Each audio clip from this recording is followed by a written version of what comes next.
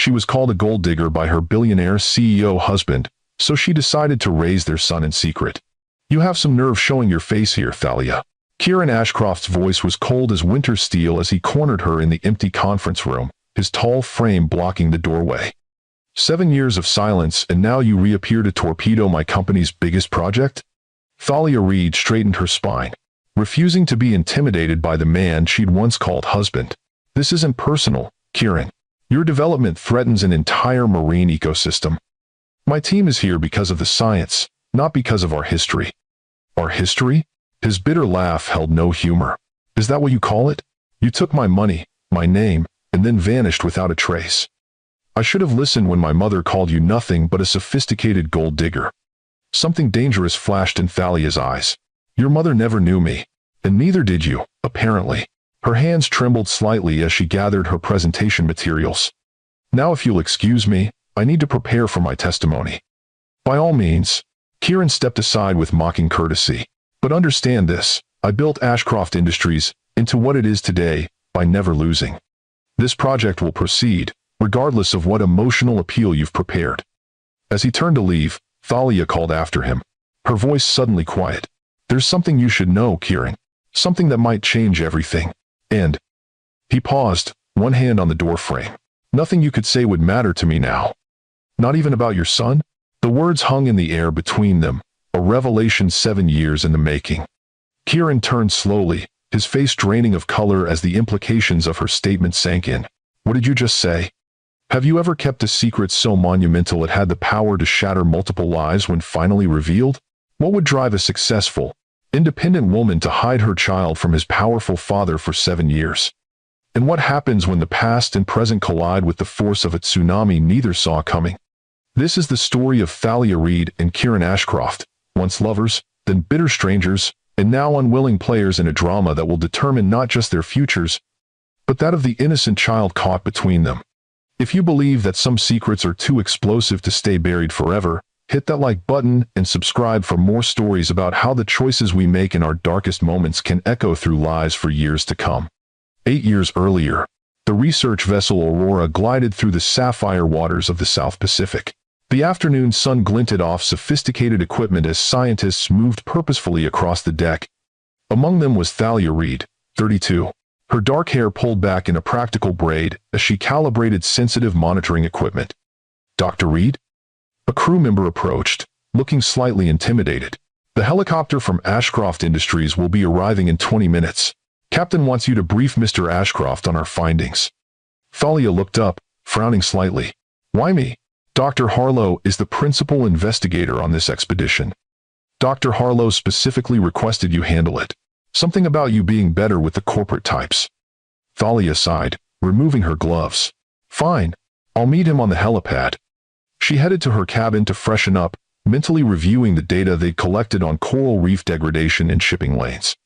Ashcroft Industries was one of the largest shipping conglomerates in the world, and their grudging financial support of this research expedition was more about positive PR than genuine environmental concern. Thalia had little patience for corporate executives who viewed environmental protections as inconvenient obstacles to profit. When she emerged on deck, the helicopter was making its final approach, the downwash creating ripples across the ocean's surface. As the rotors slowed, a tall figure emerged, ducking slightly under the still-turning blades. Kieran Ashcroft was younger than she'd expected for a CEO, perhaps in his mid-30s, with the confident bearing of a man accustomed to commanding attention. "Dr. Reid?" He extended his hand, his voice carrying easily over the diminishing rotor noise. "Kieran Ashcroft, thank you for accommodating my visit on such short notice." Thalia shook his hand briefly, noticing the firm grip and the surprising calluses that suggested he wasn't just a desk-bound executive. "Welcome aboard the Aurora, Mr. Ashcroft. I've prepared an overview of our preliminary findings." "Excellent." His smile revealed perfect teeth, no doubt the result of expensive orthodontics in his youth. "But please, call me Kieran. Mr. Ashcroft makes me feel like my father." She led him to the ship's laboratory, maintaining a professional distance as she explained their research methodology and early results. To her surprise, he asked intelligent, informed questions that suggested he'd done his homework.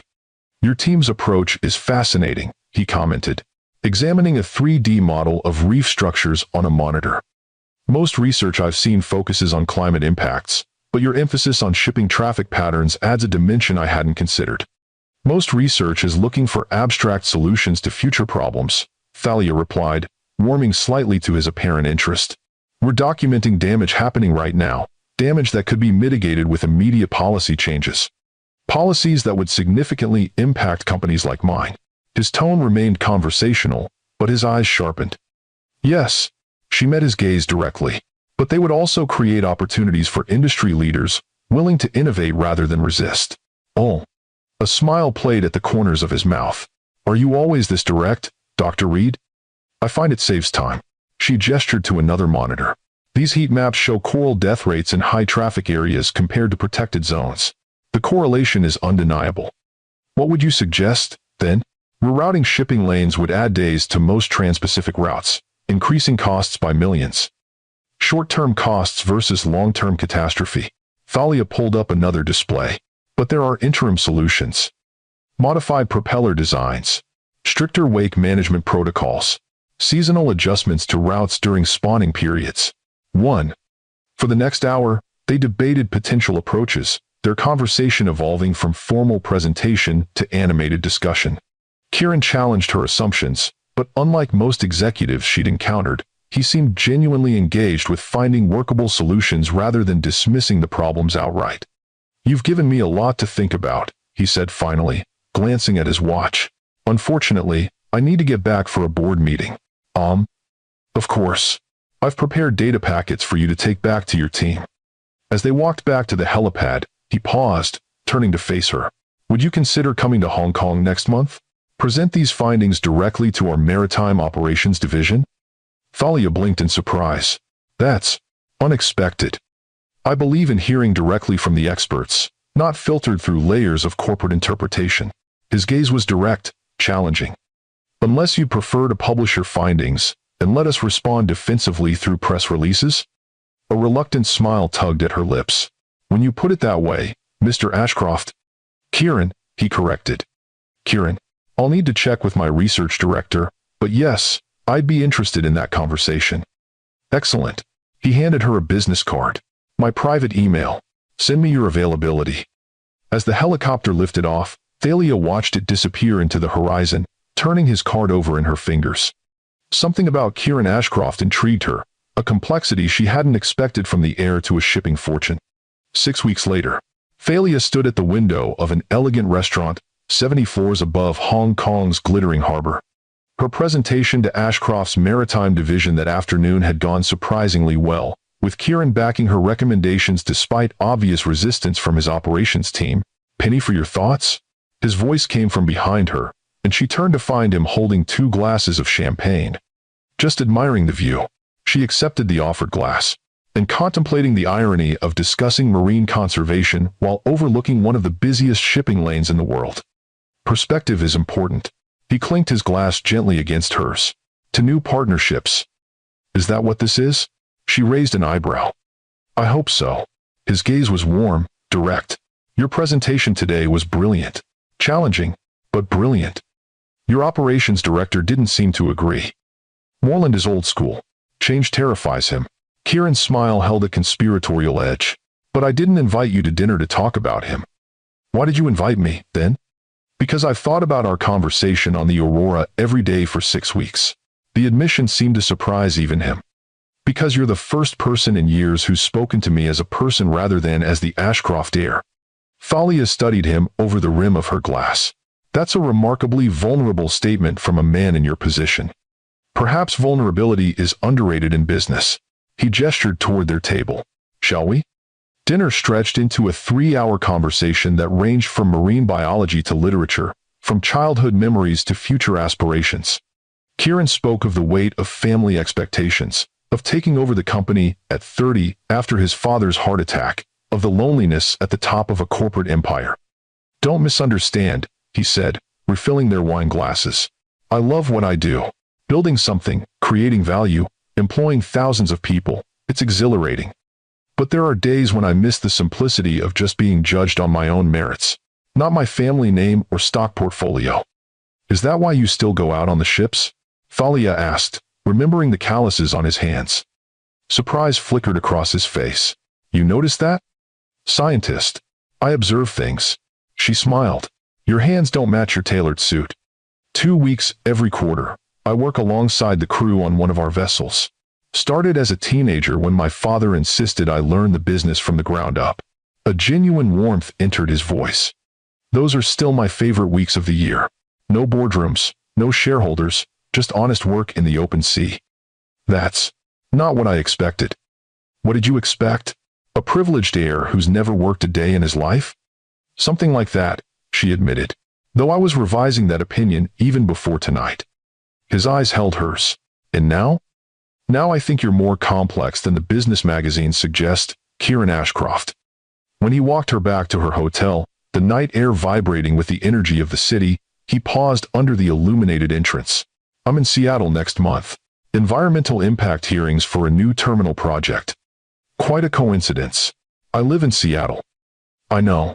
His smile was unapologetic. I may have researched you a bit after our first meeting. Should I be flattered or concerned? Flattered, I hope. He took her hand, the gesture tentative despite his usual confidence. Have dinner with me there? No corporate agendas, no presentations. Just dinner. Shaw. Thalia knew she should say no. Getting personally involved with the CEO of a company her research might ultimately criticize was professionally questionable at best. Yet something about him, the contradictions, the glimpses of authenticity beneath the polished exterior, intrigued her in a way no one had in years. Just dinner, she agreed. But it wasn't just dinner. In Seattle, one evening became a weekend of conversation, laughter, and an unexpected connection that caught them both by surprise. Kieran canceled his return flight to Hong Kong, extending his stay by 3 days. They walked along rain-swept beaches, argued playfully about literature in cozy bookshops, and discovered the rare pleasure of being truly seen by another person. This is insane, Thalia said on their 4th night, as they stood on her small balcony overlooking Puget Sound. You live in Hong Kong. I'm about to leave for a 3-month research expedition. Whatever this is between us. I know. He tucked a strand of hair behind her ear, the gesture achingly tender. Logistically, it's a disaster. Professionally, it's complicated. Rationally, we should acknowledge this for what it was, a lovely few days, and go our separate ways. But I've never felt this way about anyone. The simple honesty in his voice caught her off guard.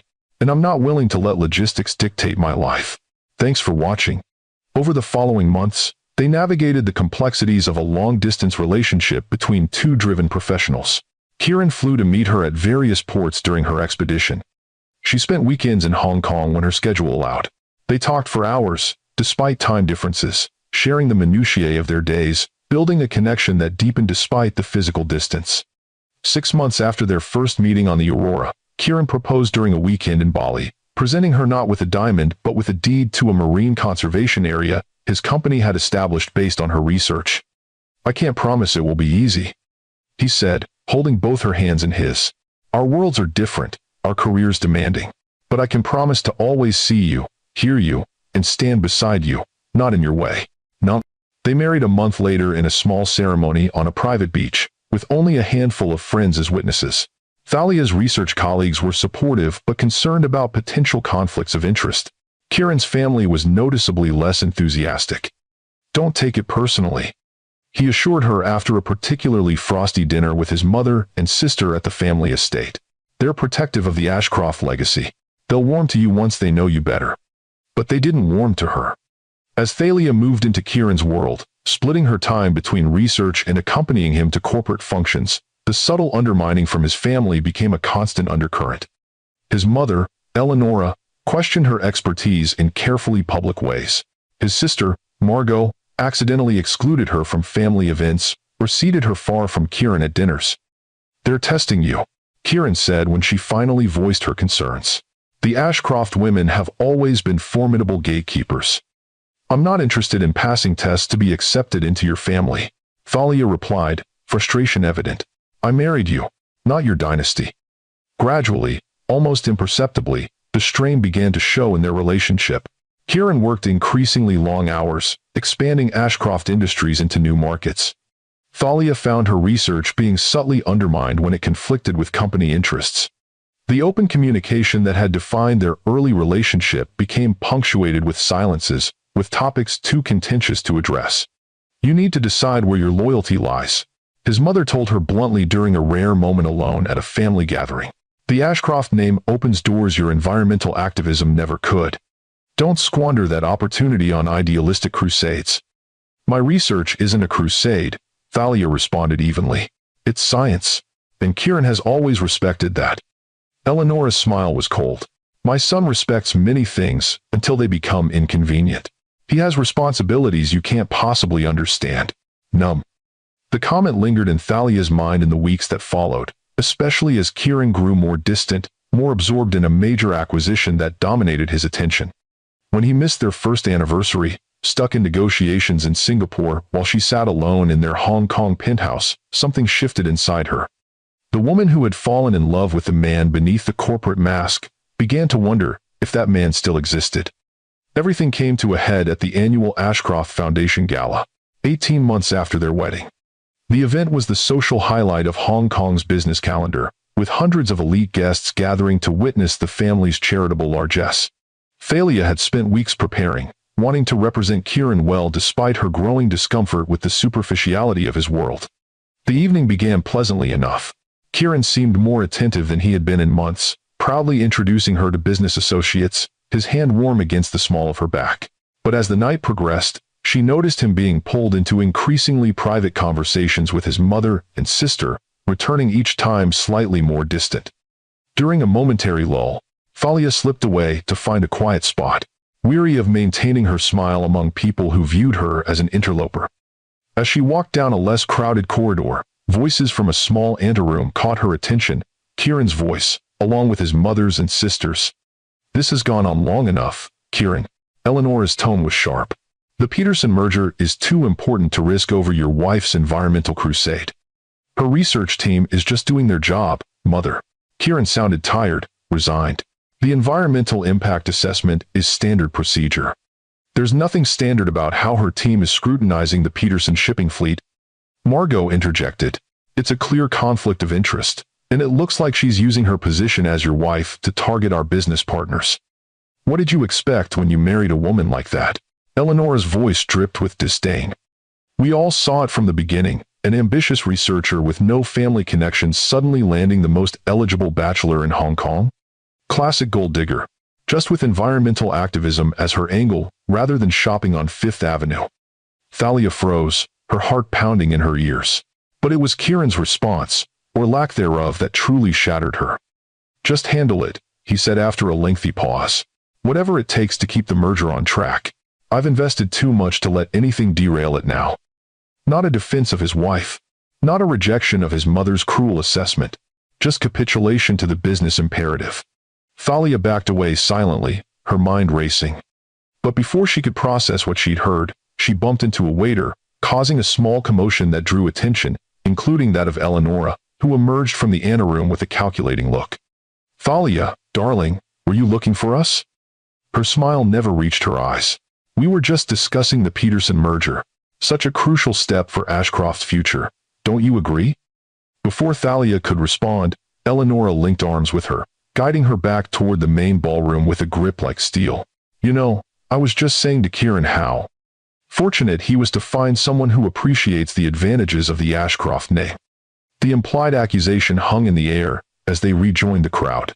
Across the room, Thalia caught Kieran's eye, searching for any sign that he would contradict his mother, defend their relationship.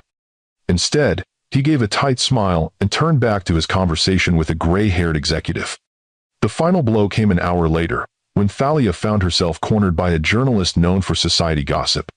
"Dr. Reed Ashcroft, there are rumors that your research team's findings are being influenced by your position as Kieran Ashcroft's wife. Care to comment?" "My scientific integrity is not up for debate," Thalia replied coldly. "My team's research stands on its own merits. Yet your lifestyle has certainly improved since your marriage." The woman's smile was predatory. "From research vessels to private jets is quite a leap for someone with your background." Before Thalia could respond, Eleonora appeared at her side. "We all make choices in life, don't we?" Her voice carried just far enough for nearby guests to hear. "Some choose to build, others to attach themselves to what others have built. 4. Mother. Kieran's voice came from behind them, his expression unreadable as he joined the uncomfortable circle. Is everything all right? Perfectly fine, darling. Just chatting about the interesting dynamics of modern marriages. Eleanor's smile was venomous.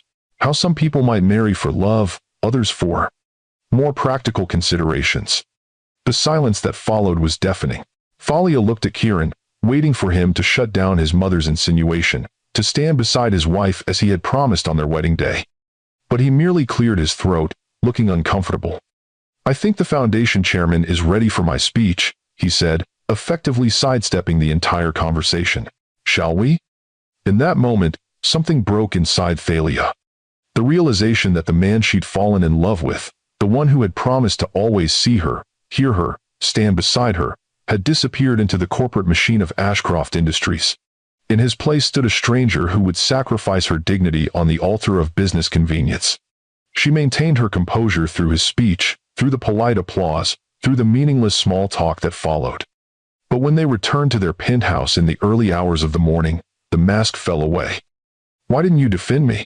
Her voice was quiet, controlled, despite the storm raging inside her. Kieran loosened his tie, looking exhausted. Defend you from what, exactly? Your mother practically called me a gold digger in front of half of Hong Kong's elite.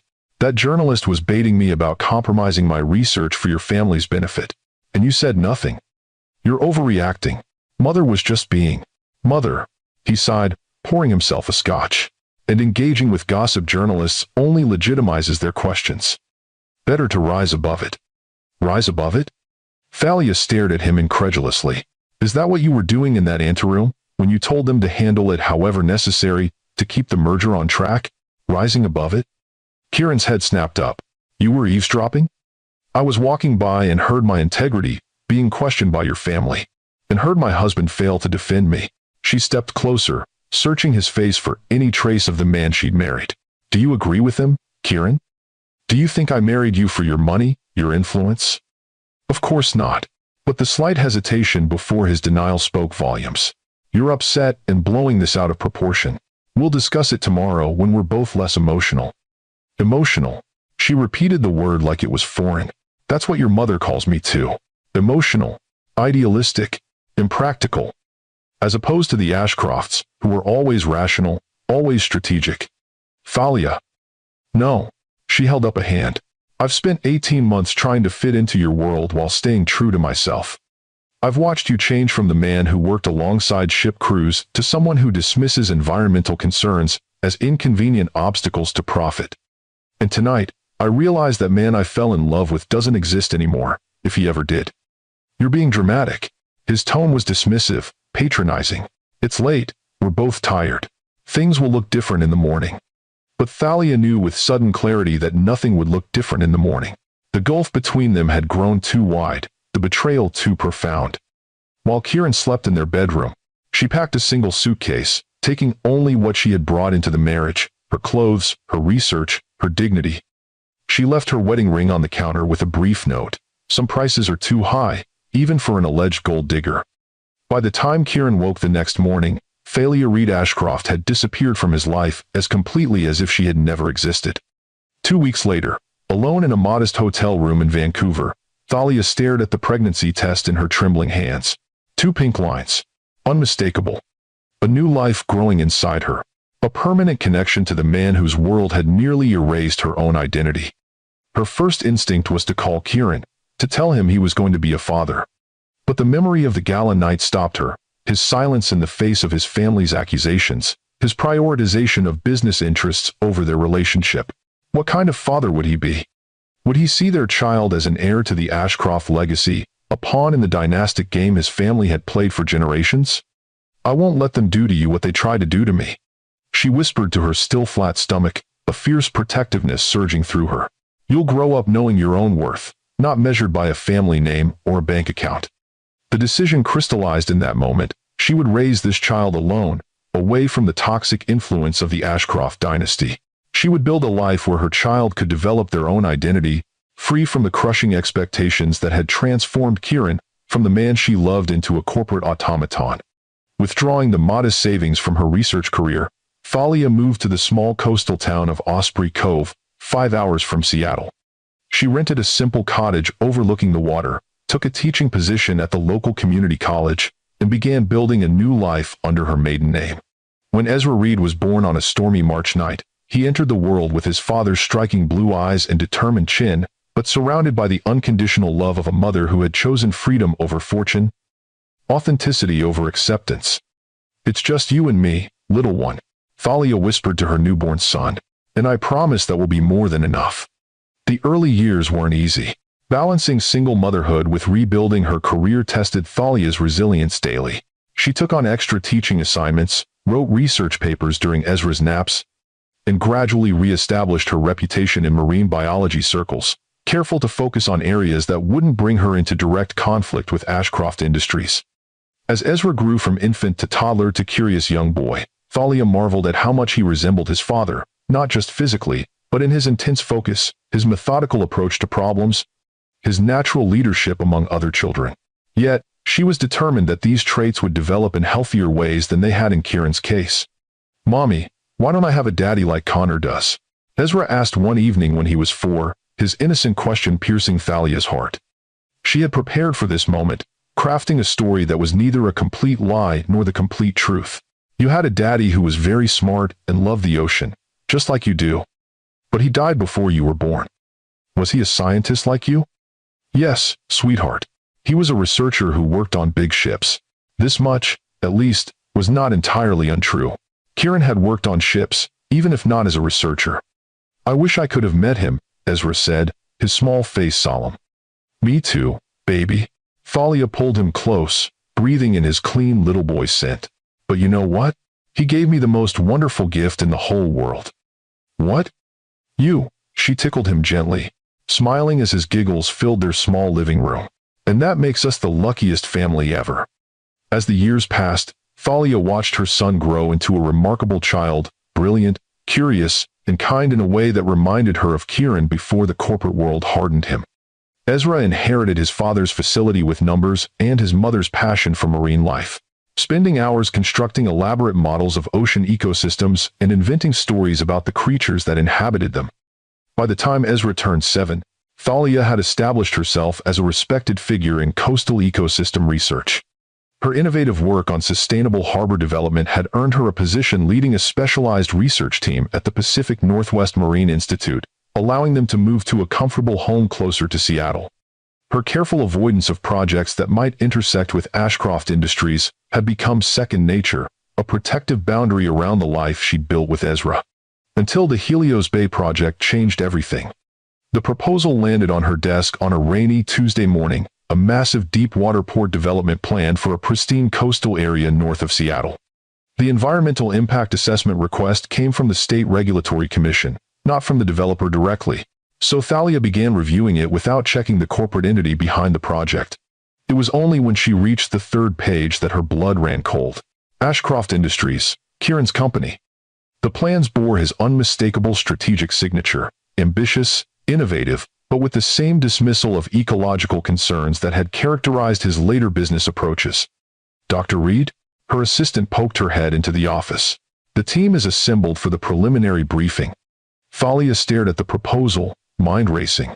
She should recuse herself, cite a conflict of interest, pass the assessment to another team.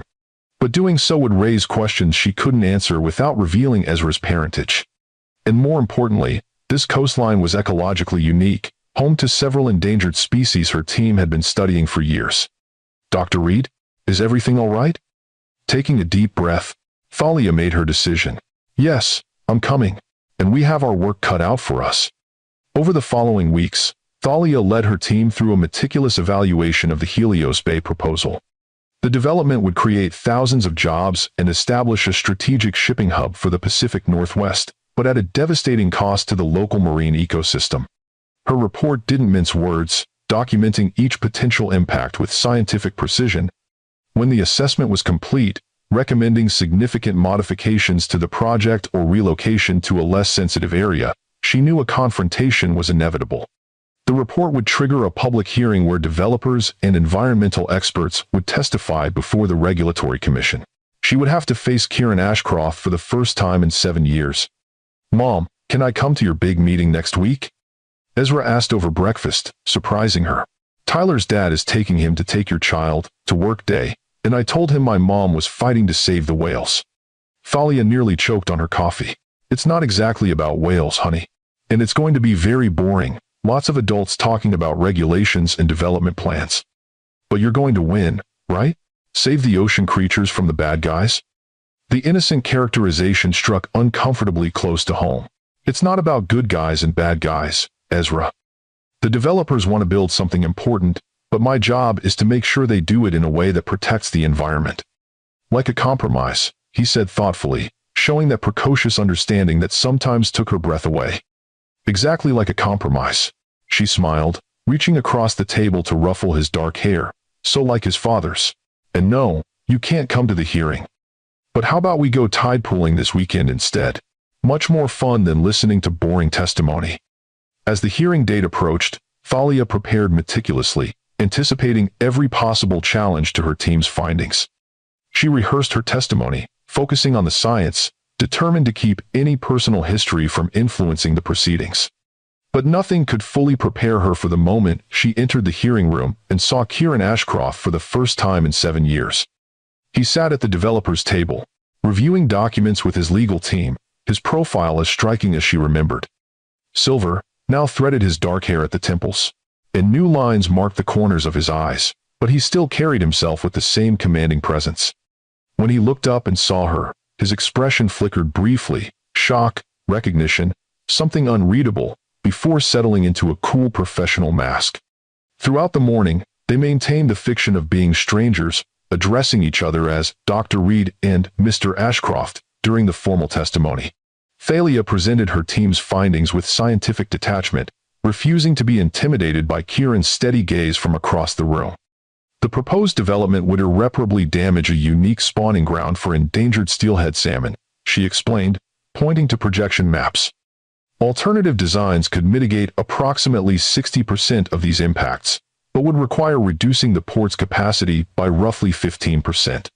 "And what would be the economic impact of such a reduction?" the commission chairwoman asked. "That would be a question for the Ashcroft Industries team," Thalia replied evenly. "My expertise is limited to the environmental assessment." "I'd be happy to address that." Kieran's voice carried through the room as he stood. A 15% reduction in capacity would translate to approximately 300 fewer jobs and a 22% decrease in regional economic benefit. Their professional exchanges continued throughout the day, a careful dance around the history that hung unspoken between them.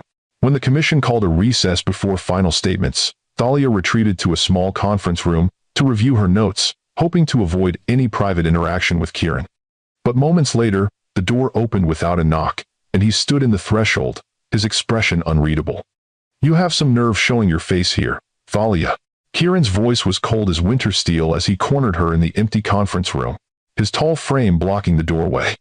7 years of silence, and now you reappear to torpedo my company's biggest project? Thalia Reed straightened her spine, refusing to be intimidated by the man she'd once called husband. "This isn't personal, Kieran.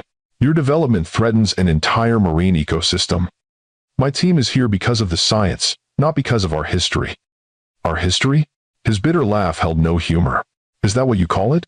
You took my money, my name, and then vanished without a trace. I should have listened when my mother called you nothing but a sophisticated gold digger." Something dangerous flashed in Thalia's eyes. "Your mother never knew me, and neither did you, apparently." Her hands trembled slightly as she gathered her presentation materials. "Now, if you'll excuse me, I need to prepare for my testimony." "By all means."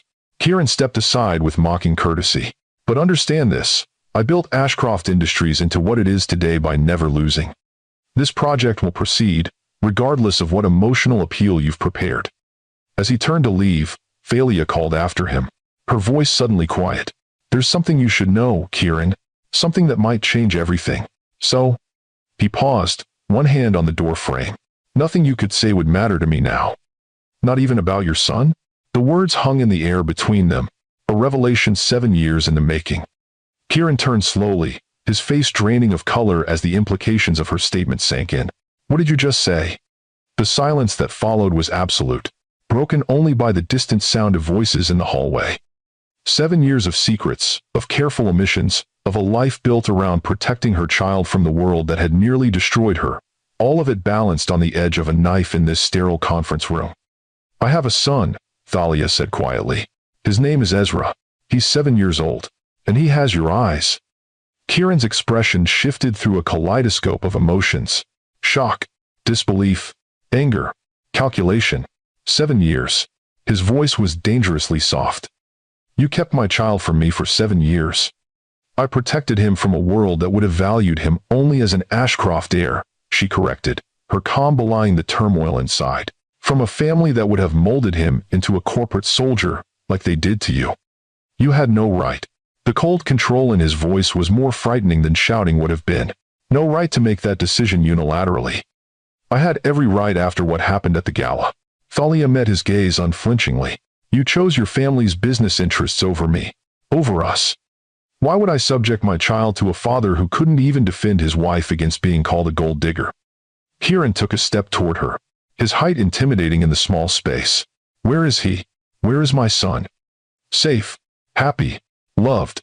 Thalia stood her ground. "And he believes his father was a marine researcher who died before he was born." The pain that flashed across Kieran's face was raw, unexpected. "You told him I was dead?" "I told him what he needed to hear to grow up secure. Without questions, he was too young to understand." She gathered her composure, professional mask sliding back into place. "Now, if you'll excuse me, the commission is reconvening. We can discuss this another time." "This isn't over, Thalia." Kieran's voice stopped her at the door. "Not by a long shot. I will meet my son. I will be part of his life. Whatever it takes." "Be careful with threats, Kieran." She looked back at him, her expression resolute. "I've built a good life for Ezra. A stable, loving home. Any judge would think twice before disrupting that for a father who never knew he existed because he was too busy building his empire to notice his wife was pregnant when she left." As she walked back into the hearing room, Thalia's professional composure masked the emotional earthquake beneath. The carefully constructed life she had built for herself and Ezra was about to change forever. The secret she had guarded for 7 years was out, and Kieran Ashcroft, brilliant, relentless, unstoppable Kieran, would never rest until he claimed his place in his son's life. The question was no longer if their worlds would collide, but how many casualties would result when they did. If you've ever kept a secret to protect someone you love, you know the weight of that responsibility, the constant fear of discovery, the question of whether you've made the right choice. Like this video if you believe some secrets are justified to protect the innocent, and subscribe for part 2 of this emotional journey. Will Kieran fight for his parental rights? Will Thalia be able to protect the life she's built for Ezra? And what happens when a 7-year-old boy discovers his entire understanding of his family has been built on a lie? Stay tuned to find out. The Regulatory Commission hearing concluded in tense silence, with neither Thalia nor Kieran able to focus fully on the proceedings after their explosive confrontation. The commission chairwoman announced they would review all testimony and render a decision within 30 days, but Thalia barely registered the words. Her mind was consumed by the knowledge that her carefully constructed world was about to change forever. Outside the hearing room, Thalia hurried toward the exit, desperate to avoid another encounter with Kieran. She needed time to process, to prepare, to figure out how to protect Ezra from the storm that was surely coming. But Kieran Ashcroft had never been a man easily evaded. "This conversation isn't finished." His voice came from behind her as she reached the building's lobby, low enough that only she could hear. Thalia turned reluctantly, maintaining a professional distance as other hearing attendees milled around them. "This isn't the time or place." "You've had 7 years of time, Thalia." His controlled tone belied the intensity in his eyes. "I want proof. I want to see him." "That's not happening today." She kept her voice equally measured. "Ezra has no idea who you are. I won't blindside him with something this significant." "His name is Ezra?" Something shifted in Kieran's expression, a softening, a glimpse of the man she'd once loved beneath the corporate armor. "After my grandfather?" The question caught her off guard. She had indeed named their son after Kieran's beloved grandfather, the one family member he'd spoken of with genuine warmth. "Yes." For a moment, they stood in charged silence, the weight of their shared past and complicated present hanging between them. Then Kieran reached into his suit jacket, producing a business card. "My private number." He extended it toward her. "Call me tomorrow. We'll We'll arrange a meeting on your terms. But understand this, I will be part of my son's life. One way or another. Thalia took the card, recognizing the implied threat beneath the reasonable words. I'll call. But Kieran, this has to be about Ezra, his well-being. Not about your ego or your family legacy, or your need to control everything in your orbit. This is about my child. His jaw tightened. A child you kept from me for 7 years. A child I protected. She met his gaze steadily. Remember that. As she walked away, Thalia could feel his eyes following her, the weight of his attention as tangible as a physical touch. She managed to maintain her composure until she reached her car, then sat behind the wheel, hands trembling as the full impact of what had just happened washed over her. The secret she had guarded so carefully was out. Kieran knew about Ezra, and Kieran Ashcroft was not a man who accepted defeat or compromise easily, in business or in personal matters. She had precisely one day to figure out how to navigate this impossible situation before he demanded answers she wasn't sure she was ready to give. Arriving home, Thalia found her babysitter helping Ezra with his homework at the kitchen table. The sight of her son, head bent over his work, the tip of his tongue poking out in concentration just as Kieran's used to do, sent a wave of fierce protectiveness through her. "Mom!" Ezra looked up with a bright smile that instantly calmed the storm inside her. "I got an A on my ocean ecosystem project. Miss Harper said it was the best in the class." "That's wonderful, sweetheart." Thalia hugged him close, breathing in the familiar scent of his shampoo. "I knew all that research would pay off."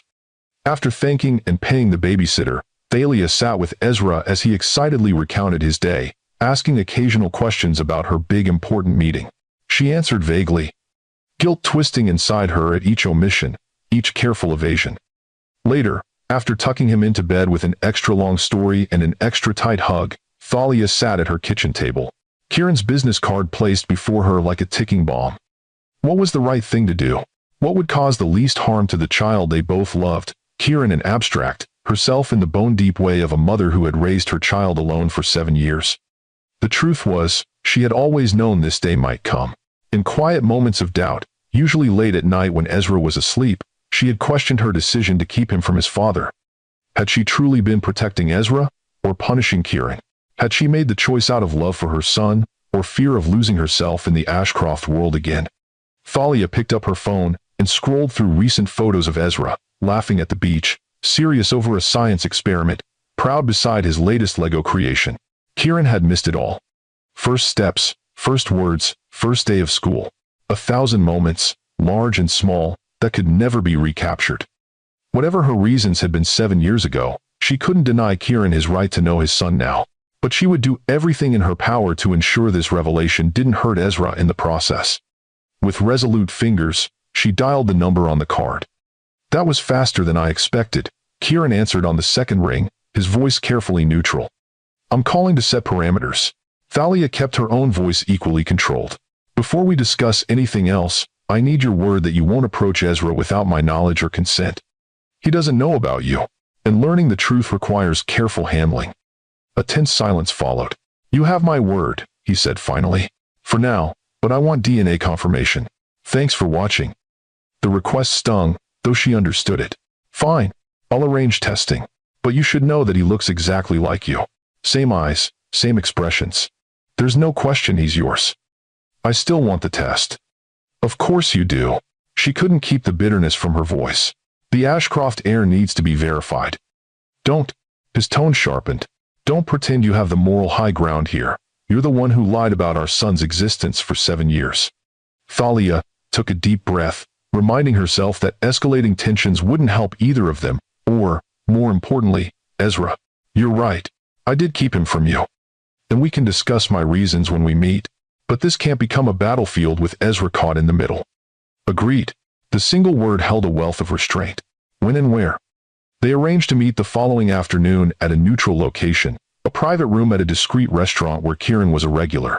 Thalia would bring photos of Ezra and documentation of his birth, school records, medical history, everything a father would want to know about the son he'd never met. "Thalia." Kieran's voice stopped her just as she was about to end the call. "What is he like?" The unexpected question, asked with such raw vulnerability, caught her off guard. "He's extraordinary, brilliant, curious, kind. He can lose himself for hours in books about marine life or complex building projects. He asks questions that sometimes leave his teachers speechless. He remembers everything, notices everything. She paused, knowing the next part would hurt but unable to keep it from him.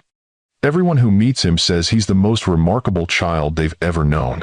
The silence that followed was heavy with loss. 7 years of memories Kieran would never have, moments he could never reclaim. "Thank you," he said finally, his voice rough with emotion, "for telling me that much at least." After ending the call, Thalia sat motionless at her kitchen table, the weight of the coming days pressing down on her. Eventually, she would have to tell Ezra the truth, that his father wasn't a dead marine researcher but a very much alive billionaire CEO. That the story she'd crafted to protect him was built on a foundation of half-truths and omissions. That his entire understanding of his family history was about to be rewritten. But not tonight. Tonight, she would allow him one more day of the uncomplicated childhood she had worked so hard to provide. The following afternoon, Thalia arrived at the restaurant 15 minutes early. A leather portfolio containing Ezra's records and a USB drive with photos and videos clutched in white-knuckled fingers. The maitre d' led her to a private dining room at the back, where Kieran already waited, standing at a window overlooking Elliott Bay. He turned as she entered, his expression guarded but his eyes hungry for the information she carried. "Thank you for coming." Thalia nodded, taking a seat at the table that had been prepared with a light lunch neither of them would likely touch. "I brought everything I thought you'd want to see." For the next hour, she walked him through the documentation of Ezra's life, birth certificate, father listed as unknown, medical records showing a healthy child with no significant concerns, school reports documenting his advanced academic progress, certificates from science competitions and swimming lessons. "He's gifted in mathematics," she explained, showing him Ezra's most recent assessment, 2 grade levels ahead. "But he balances it with incredible creativity. His teachers say they've never seen such integration of analytical and artistic thinking." Kieran absorbed everything with intense focus, asking occasional clarifying questions, but mostly listening, watching, learning about the son he'd never known. When Thalia connected the USB drive to a tablet she brought, bringing up photos and short videos of Ezra's life, his composed facade began to crack. The first video showed Ezra at age 3, examining tide pool creatures with scientific seriousness before breaking into delighted laughter when a tiny crab scuttled over his finger. The second captured him at 5, methodically constructing an elaborate Lego structure while explaining his design rationale to the camera. More recent footage showed him racing along a beach, flying a kite he'd modified himself to capture wind patterns. "He has your analytical mind," Thalia said quietly. "The way he breaks down problems, tests solutions methodically, but he applies it to the natural world more than technology." "Bye." Kieran looked up from the tablet, his eyes suspiciously bright. "He has your curiosity, your wonder at living things." The observation, so personal, so reminiscent of their early connection, hung between them for a moment before Kieran straightened, professional mask sliding back into place. "I want to meet him." The words were firm, non-negotiable. "I know." Thalia closed the portfolio. "But I need time to prepare him. He believes his father is dead, Kieran. Learning the truth will shake the foundation of his world." "How much time?" "A week, maybe 2. She met his gaze directly. "I need to find the right moment, the right words. This isn't something I can just drop on him between homework and dinner." 7. Kieran's jaw tightened, frustration evident in the tense line of his shoulders. But he nodded reluctantly. 2 weeks. Not a day more. "And after that?" Thalia asked, the question that had been haunting her since their confrontation. "What do you expect? What role do you envision having in his life?" "I expect to be his father." Kieran's tone brooked no argument. Not a weekend visitor or a distant relation. His father, with all the rights and responsibilities that entails. "And how do you propose we explain your sudden appearance to a 7-year-old who thinks his father is dead, or to your family, who have no idea he exists?" "My family is not your concern." His voice took on a coldness she remembered from their final days together. "As for Ezra, we'll tell him the truth, that you and I were married, that we separated before you knew you were pregnant, and that I've only just learned of his existence." A convenient simplification. "Would you prefer I tell him his mother deliberately kept him from me for 7 years?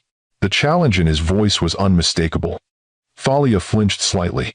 "No, But this isn't just about what's easiest for us, Kieran. It's about what's best for Ezra.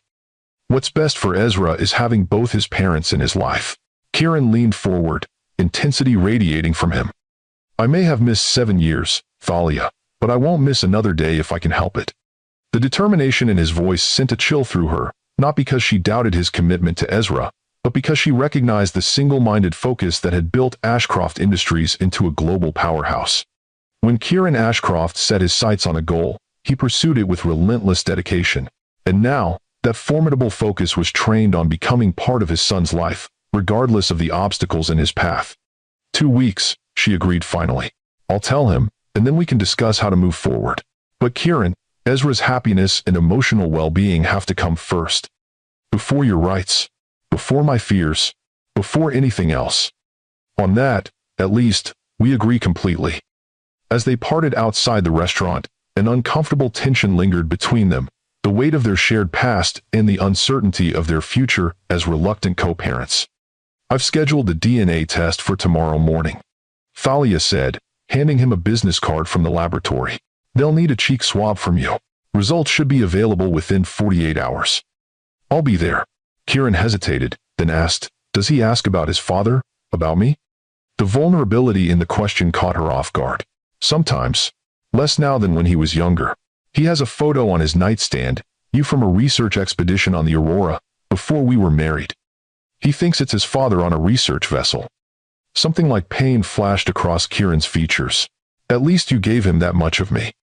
Before she could respond, he turned and walked toward a waiting town car, his straight shoulders and measured stride revealing none of the emotional turmoil she had glimpsed moments before. The following days passed in a blur of anxiety for Thalia. The DNA results came back as expected, 99.9997% probability of paternity, and with them, a certified letter from Kieran's attorney requesting a formal custody arrangement.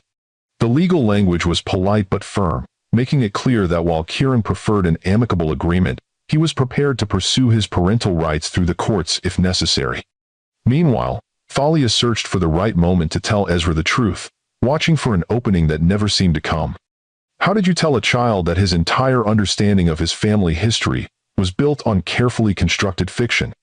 That the father he believed was dead had been alive all along, running a global corporation less than an hour from their home? The decision was taken out of her hands on a rainy Thursday evening. Ezra came home from school unusually quiet, picking at his dinner with uncharacteristic disinterest. Everything okay, sweetheart? Thalia asked, concern rising as she watched him push pasta around his plate. We started a new project in school today. His voice was subdued. About family trees. Thalia's heart sank. She should have anticipated this. Family history projects were a standard part of elementary education. That sounds interesting. Everyone else has all these branches.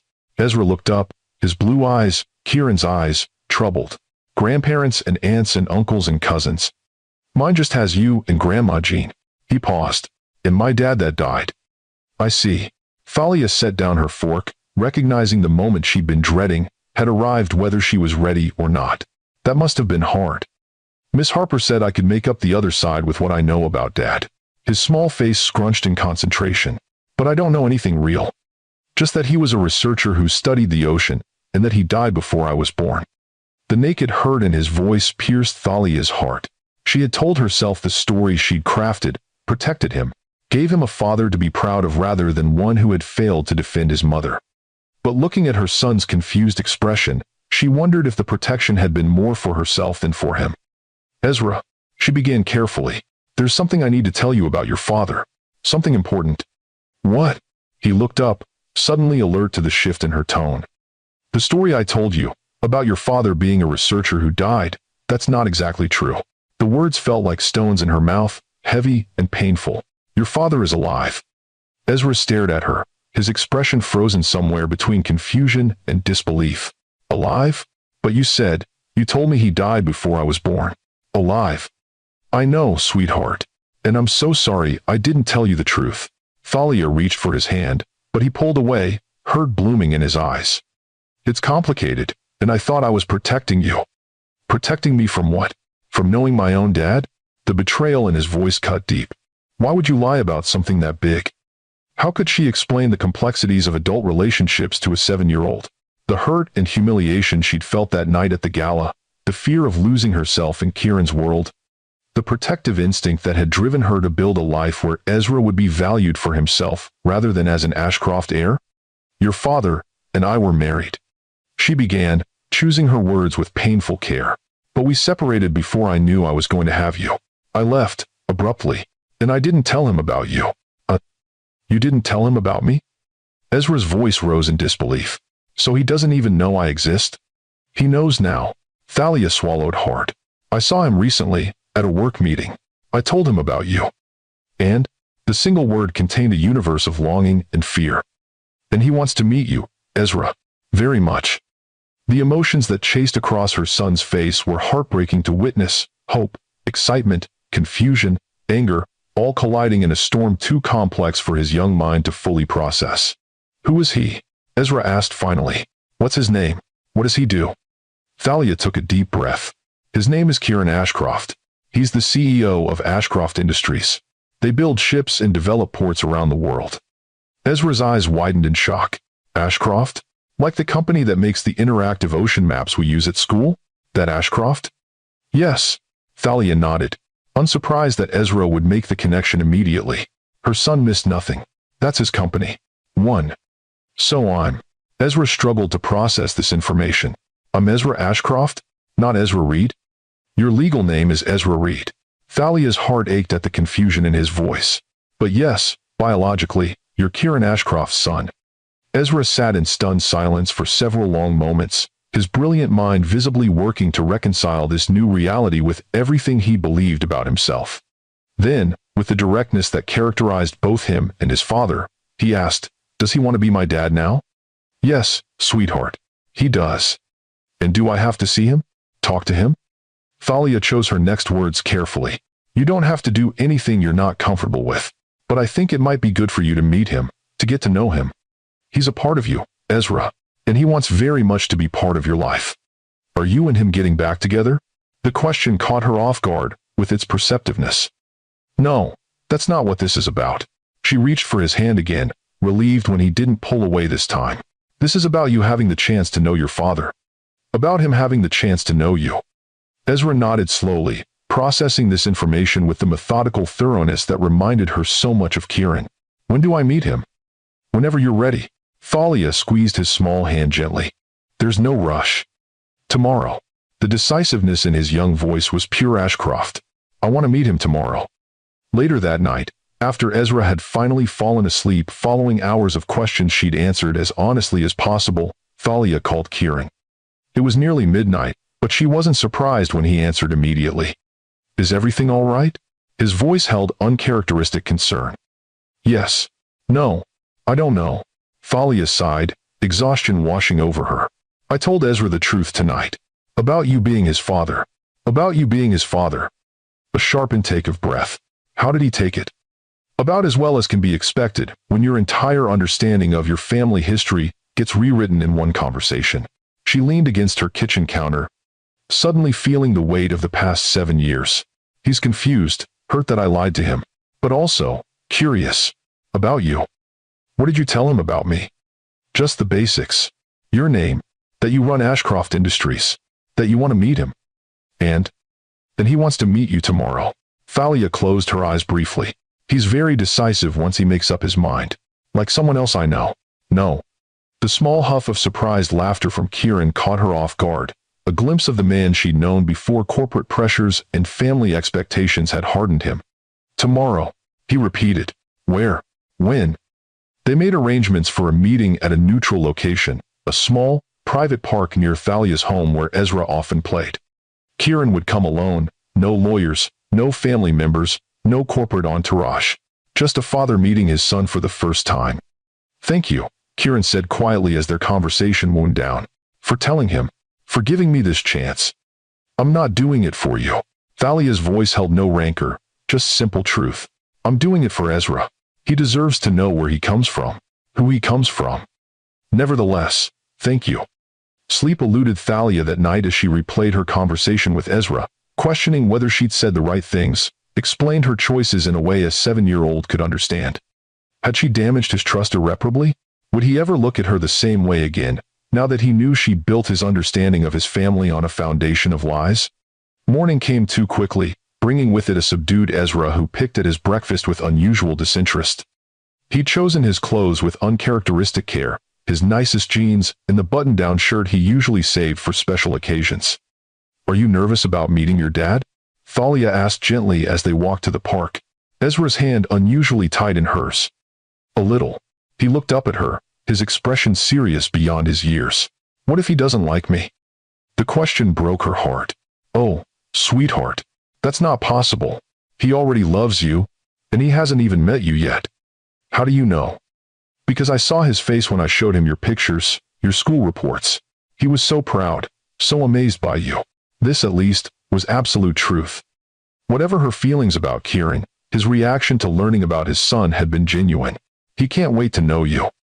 They reached the park 10 minutes early, but Kieran was already there, standing near the playground with uncharacteristic uncertainty in his posture.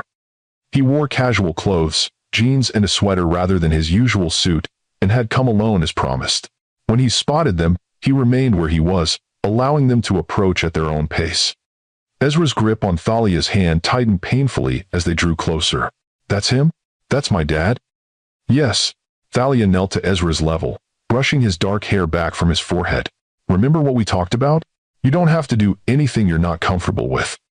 We can leave any time you want." Ezra nodded solemnly, then straightened his small shoulders with a determination that made him look eerily like Kieran. "I'm ready." As they approached, Thalia watched Kieran's expression transform, shock, wonder, and something like reverence washing over his features, as he saw his son up close for the first time. The corporate mask fell away completely, leaving only a man facing the most important moment of his life. "Ezra," Thalia said gently when they reached him, "this is your father, Kieran Ashcroft." "Kieran, this is Ezra." For a long moment, father and son simply stared at each other, taking in the undeniable resemblance that linked them across 7 years of absence. Then, with the directness that characterized them both, Ezra spoke. "You look like me."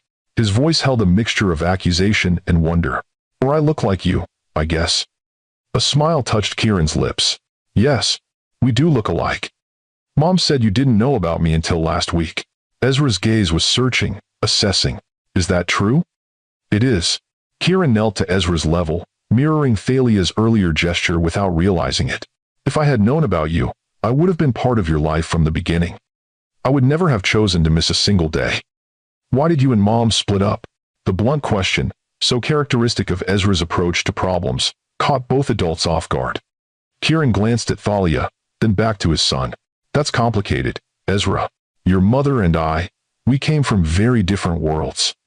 Sometimes, adults make mistakes, hurt each other without meaning to." "Was it because of me?" The vulnerability in the question broke Thalia's heart. "No," both adults said simultaneously, with equal vehemence. "Absolutely not," Kieran continued firmly. "We separated before your mother knew you were coming. You were never the reason for anything that went wrong between us." Ezra processed this with furrowed brow, then asked, "What do you want me to call you?" The question seemed to catch Kieran by surprise. "Whatever you're comfortable with. Kieran is fine, if Dad feels too strange right now." "One?" "Okay." Ezra shifted from one foot to the other, then asked with sudden eagerness, "Is it true your company makes the interactive ocean maps we use at school? The ones that show migration patterns and underwater currents?" Kieran's face lit up at his son's interest. "Yes, our educational technology division developed those. Do you like them?" "They're amazing. We used them for our ecosystem project last month. I mapped how pollution from shipping lanes affects whale feeding patterns." Just like that, the ice was broken. For the next hour, father and son walked through the park, their conversation flowing from marine ecosystems to technology to Ezra's school projects. Thalia followed at a discreet distance, giving them space while remaining visible enough to reassure Ezra of her presence. The similarities between them were even more striking in interaction, the same focused intensity when discussing a topic of interest, the same slight tilt of the head when considering a new idea, the same unexpected flashes of humor. Watching them together, Thalia felt a complex mixture of emotions, relief that their first meeting was going well, guilt for the years Kieran had missed, fear of what his presence in their lives would mean going forward. When Ezra ran ahead to examine something in a tide pool at the edge of the park, Kieran fell into step beside Thalia. "He's incredible," he said quietly, his eyes never leaving his son. "Even more remarkable in person than in your videos." "Yes, he is." Pride warmed her voice despite her misgivings about the situation. "He has questions I couldn't answer. About why we separated, why you left." Kieran's tone held no accusation, just statement of fact. "He deserves the truth, Thalia. A version appropriate for his age, but the truth, nonetheless." "I know," she sighed, watching Ezra methodically examining something in the water. "I've started that process. It will take time. We need to discuss arrangements going forward." Kieran's voice took on the familiar businesslike tone she remembered. "My attorney has prepared some options for shared custody, educational trust funds, legal name change if appropriate." "Slow down." Thalia turned to face him fully. "We've only just told him you exist. Let's not overwhelm him with legal arrangements and name changes before he's had time to process the basics." Kieran's jaw tightened, but he nodded reluctantly. "You're right, but these discussions need to happen eventually. And they will. Just give him time. Give us all time to adjust to this new reality." As they watched Ezra examining the tide pool with scientific concentration, Kieran asked, "Did you ever intend to tell him about me, if we hadn't crossed paths at the hearing?" The question hung between them, weighted with 7 years of secrets and choices. "I don't know," Thalia admitted finally. "I told myself I was protecting him from your world, from becoming just another asset in the Ashcroft portfolio. But maybe I was also protecting myself from having to share him, from having to face you again." The honesty seemed to surprise Kieran, but he nodded slowly. "And now? Now I think he deserves to know all of who he is, the Reed and the Ashcroft parts." She met his gaze directly. "But that doesn't mean I'll let him be shaped into a corporate heir, if that's not what he wants. He gets to choose his own path, Kieran." "Agreed." His quick concession surprised her. "I won't make the same mistakes my father made with me." Before Thalia could respond, Ezra came running back, excitement lighting his features. "Dad, Mom, I found a starfish species I've never seen before. Come look." The word, "Dad," fell from his lips so naturally that all three of them froze for a moment. Ezra looking suddenly uncertain, Kieran's expression transforming with naked emotion. "I mean, Kieran," Ezra corrected hesitantly. "Is it okay if I call you Dad? Or is it too soon?" Kieran knelt again to his son's level, his voice rough with barely controlled feeling. "You can call me Dad anytime you want to, Ezra. I would be honored." The smile that bloomed across Ezra's face was like sunshine breaking through clouds. "Cool. Come see my starfish, Dad." As they followed Ezra to the tide pool, Kieran's expression held a wonder Thalia had never seen before, not during business triumphs, not when sailing his beloved ships, not even in their earliest days together. In that moment, she glimpsed what might have been if things had been different 7 years ago, if they had found a way to bridge their differences rather than letting them drive them apart. The remainder of the meeting went better than either adult could have hoped. Ezra, having gotten past his initial uncertainty, peppered Kieran with questions about his company, his ships, his travels. Kieran answered everything with patient attention, never talking down to his son, treating each question with the seriousness it deserved.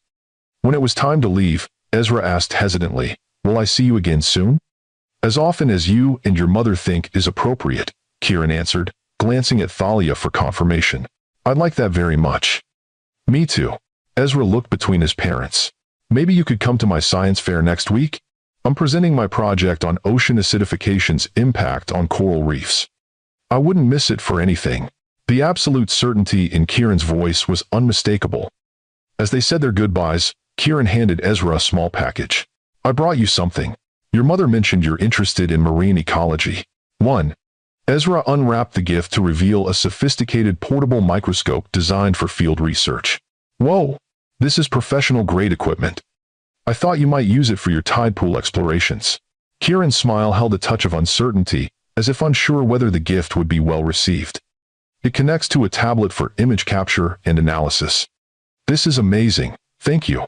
Ezra's enthusiastic response erased any doubt, his excitement palpable as he examined the device's features. Walking home after Kieran had departed, Ezra clutched his new microscope with one hand and Thalia's fingers with the other. "I like him," he announced after several minutes of thoughtful silence. "He's smart, and he doesn't talk to me like I'm a baby." No, he wouldn't. Thalia smiled despite herself. He's always respected intelligence, whatever the age. Are you mad at me for liking him? Ezra's perceptiveness never failed to catch her off guard. Of course not, sweetheart. She squeezed his hand reassuringly. He's your father. It's natural that you'd feel a connection to him. Thanks. But you're still sad. His blue eyes, so like Kieran's, studied her face with uncomfortable accuracy. Because you and Dad aren't together anymore? Thalia chose her words carefully. I'm sad about some of the choices I made, Ezra. About not being honest with you from the beginning. But I'm happy that you're getting to know your father now. Will you and Dad ever get back together? Like a regular family? The innocent question hit a nerve Thalia hadn't realized was still raw. I don't think so, sweetheart. But that doesn't mean we can't be a family in our own way. Different families have different arrangements. Ezra nodded, accepting this explanation with the adaptability of childhood. Like Tyler's parents. They live in different houses, but they're still both his parents. Exactly like that. Okay. He was quiet for a moment, then added, I still wish you guys were together though. Then, maybe Dad could help me with my robotics projects, and you could help me with my biology homework, and we could all have dinner together every night. The simple longing in his voice for a conventional family, something Thalia had never been able to give him, broke her heart anew. But before she could respond, Ezra continued in his matter-of-fact way. But I guess having two separate parents is better than having one parent, and thinking the other one is dead. The brutal honesty of childhood. Thalia couldn't argue with his assessment. The following weeks brought a whirlwind of changes as Kieran established his place in Ezra's life with characteristic thoroughness. He attended the science fair as promised, beaming with undisguised pride when Ezra's project won first place. He invited them both to tour one of his research vessels when it docked in Seattle, introducing Ezra to the marine scientists on board with evident pleasure. Legally, things progressed with the measured pace Thalia had insisted upon. Kieran's attorneys drafted custody and support agreements that were surprisingly reasonable, focusing on Ezra's well-being rather than asserting control. Kieran himself suggested a gradual increase in his parenting time, starting with day visits and working toward occasional overnight stays once Ezra was comfortable. The most difficult hurdle came in the form of the Ashcroft family. 3 weeks after Kieran's first meeting with Ezra, he arranged a video call to introduce his son to Eleonora and Margot. Thalia had been reluctant, remembering all too well their dismissive treatment of her, but Kieran had insisted that his mother and sister were part of Ezra's heritage, whatever their past behavior. They've changed, he told her privately before the call. Finding out about Ezra, it shook them, made them reevaluate certain assumptions. 1. Thalia remained skeptical, but agreed to the virtual introduction for Ezra's sake. To her surprise, Eleonora Ashcroft treated her grandson with genuine warmth, asking thoughtful questions about his interests and studies. Even Margot, usually so cutting, showed real interest in Ezra's marine ecology projects. You've done a remarkable job with him, Thalia, Eleonora said toward the end of the call, the admission clearly difficult for her. He's a credit to both his parents. The acknowledgement, as close to an apology as the proud woman was likely to give, caught Thalia off guard. She nodded in acceptance, not quite ready to verbalize forgiveness but willing to acknowledge the olive branch. Meanwhile, the Helios Bay project that had initially brought Thalia and Kieran back into each other's orbits remained in regulatory limbo. The commission had extended its review period, requesting additional environmental impact studies from both sides. Thalia continued to lead her research team's assessment, maintaining professional distance from the personal complexities that now intertwined her life with Kieran's. 6 weeks after their first meeting in the park, Kieran requested a private conversation with Thalia after dropping Ezra home from a day spent sailing on Puget Sound. The request was unusual. They had carefully limited their interactions to matters directly involving Ezra, communicating primarily through text messages and brief exchanges during handoffs. What did you want to discuss? Thalia asked once Ezra had gone to his room to catalog the marine specimens they collected. Kieran sat at her kitchen table, looking uncharacteristically hesitant. I have a proposal regarding the Helios Bay project. Thalia tensed immediately. Kieran, we agreed to keep our professional and personal lives separate. Just hear me out. He pushed a folder across the table. My team has developed an alternative design. Smaller footprint, modified shipping lanes to avoid the primary spawning grounds your research identified, enhanced ecosystem monitoring and protection protocols. Thalia opened the folder cautiously, scanning the revised plans with professional skepticism that gradually gave way to surprise. This addresses nearly all our major concerns. I know. Kieran's expression was unreadable. Because I listened to your concerns. Actually listened, rather than dismissing them as obstacles to profit. Why? Thalia looked up, searching his face. This redesign will cost millions, reduce operational capacity by at least 20%, and restores. Because you were right. The simple admission seemed to cost him something in pride. The original design prioritized efficiency over sustainability. It would have damaged ecosystems beyond repair. He paused. And because I want Ezra to be proud of the company that bears his name, even if he chooses a different path. The statement caught Thalia off guard, not just the acknowledgement of her scientific position, but the recognition of Ezra's potential future choices. You've changed. Becoming a father changes a man. Kieran's gaze was steady, even one who came to fatherhood 7 years late. Something shifted between them in that moment, not forgiveness exactly, but perhaps the beginning of understanding. The wounds of their past remained, but in Kieran's willingness to modify his professional position, Thalia glimpsed the man she'd first met on the Aurora, the one who had seen value in perspectives different from his own. I'll have my team review these modifications, she said finally. If they're as comprehensive as they appear, we may be able to support a revised proposal to the commission. Thank you. Kieran hesitated, then added, there's something else I wanted to discuss. About Ezra's future. Thalia tensed again, bracing for demands about Ashcroft legacy, elite boarding schools, grooming for corporate leadership, all the things she'd feared when she'd first decided to keep Ezra from his father's world. I've established a trust fund for him, Kieran continued, but not an unconditional one. He can't access the principal until he's 30, and only then if he's completed higher education in a field of his choosing and demonstrated commitment to work that matters to him, whether that's marine biology, environmental science, business, or anything else that captures his passion. The thoughtfulness of the arrangement stunned her. That's unexpected. I don't want him to grow up the way I did, with my value measured by how well I met family expectations. Something vulnerable flickered in Kieran's expression. You were right to protect him from that aspect of the Ashcroft world. I just wish you'd given me the chance to protect him with you, rather than from me. The quiet statement hung between them, neither accusation nor absolution, but something more complex, acknowledgement of mistakes on both sides, recognition of the tangled web of choices that had led them to this moment. Before Thalia could respond, Ezra bounded back into the kitchen, his excitement over the day's discoveries temporarily displacing the weighty conversation between his parents.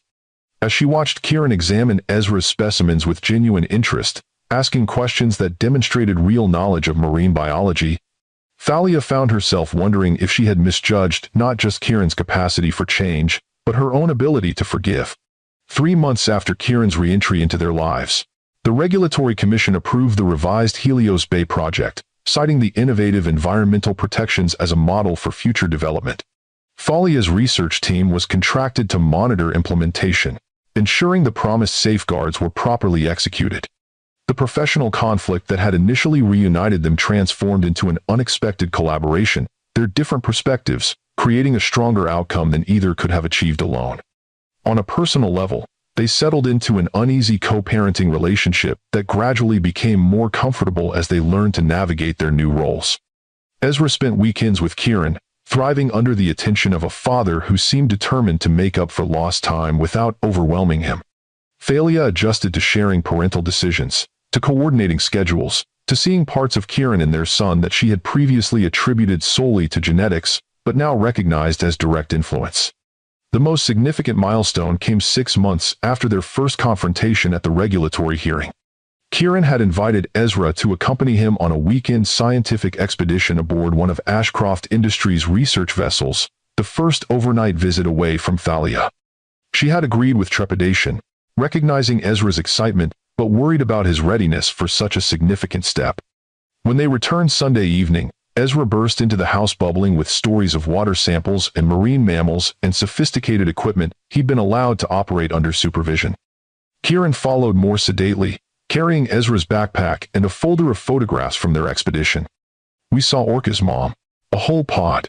And Dad let me help collect water samples for toxicity testing, and I got to use the underwater drone to examine kelp forests. Ezra's words tumbled over each other in his excitement. And I met real marine biologists who work for Dad's company, and they said my questions were really good, and one of them went to the same university where you studied. It sounds amazing, Thalia said, smiling at his enthusiasm while covertly assessing whether the experience had been overwhelming. To her relief, Ezra seemed energized rather than exhausted by the adventure. Dad has all the pictures on his tablet. Can he stay for dinner so we can show you? The innocent question highlighted how carefully they had compartmentalized their interactions, rarely spending time together as a unit, except for Ezra's school events or brief handoffs. Thalia glanced at Kieran, who maintained a carefully neutral expression, leaving the decision entirely to her. Of course, she heard herself say, if your father doesn't have other plans. No other plans, Kieran confirmed, his tone equally neutral, though something warmer flickered in his eyes. I'd like to show you what our budding marine biologist discovered. Over a simple dinner of pasta and salad, Ezra narrated their expedition with characteristic thoroughness, using Kieran's tablet to illustrate particularly exciting moments. Thalia watched the easy rapport between father and son, the natural way they finished each other's sentences when describing a complex procedure, the shared expressions of concentration when discussing scientific observations. After Ezra went to bed, still chattering about underwater drones and water chemistry, Thalia and Kieran found themselves alone in her living room, an unusual occurrence that highlighted how carefully they had maintained distance despite their shared parenting. Thank you for letting him come this weekend, Kieran said, gathering his things to leave. It meant everything to him, to both of us. He had a wonderful time. Thalia hesitated, then added, You're good with him, Kieran. Better than I expected. Because you expected the worst. The observation held no bitterness, just quiet acknowledgement. Yes, she saw no point in denying it. I expected you to treat him as an Ashcroft heir, not as Ezra. I was that man once, Kieran admitted, his gaze direct. The one who measured everything by its contribution to the family legacy. The one who let his mother and sister undermine his wife because it was easier than confronting generations of entitlement. The frank acknowledgement of his past failures caught Thalia off guard. What changed you? Losing you. Losing 7 years with my son. His honesty was disarming. Finding out that the empire I'd sacrificed everything to build meant nothing if I had no one to share it with. Kieran, I'm not trying to rewrite our history, Thalia. What happened at that gala? My failure to defend you, to stand by you, it was unforgivable. You had every right to leave. He met her gaze steadily. I'm just trying to be worthy of the second chance I've been given with Ezra. To be the father he deserves, even if I can never be the husband you deserved. The admission, so raw, so unlike the controlled CEO she'd known, shifted something inside Thalia. Not forgiveness exactly, but perhaps the beginning of understanding. For what it's worth, she said quietly, I should have tried harder to tell you about Ezra. Whatever my justifications, he deserved to know his father from the beginning. The acknowledgement of mutual mistakes hung between them, not erasing the past, but perhaps opening a door to a different future than either had imagined 6 months earlier. We can't change what happened, Kieran said finally, but maybe we can do better going forward. For Ezra's sake. For Ezra's sake, Thalia agreed, though something in her expression suggested the motivation might not be solely for their son. 1 year after their confrontation at the regulatory hearing, Thalia stood on the deck of an Ashcroft research vessel, watching Ezra and Kieran examining water samples with identical expressions of concentration. The past 12 months had brought changes none of them could have anticipated: new custody arrangements, legal acknowledgement of Ezra's paternity, a carefully negotiated balance between two previously separate worlds. Ezra had adapted with remarkable resilience, embracing his expanded family while maintaining the close bond with his mother that had sustained him for 7 years. He spent weekdays with Thalia and alternating weekends with Kieran, with both parents attending his school functions and scientific competitions. He had decided to keep the name Reed for now, with the option to incorporate Ashcroft when he was older if he chose. The professional collaboration that had begun with the Helios Bay project expanded into a formal partnership between Thalia's Research Institute and Ashcroft Industries' Environmental Division. Their different perspectives, her scientific rigor, his business acumen, created solutions that neither would have developed independently. The model attracted attention throughout the industry, proving that environmental protection and economic development could coexist with sufficient commitment from both sides.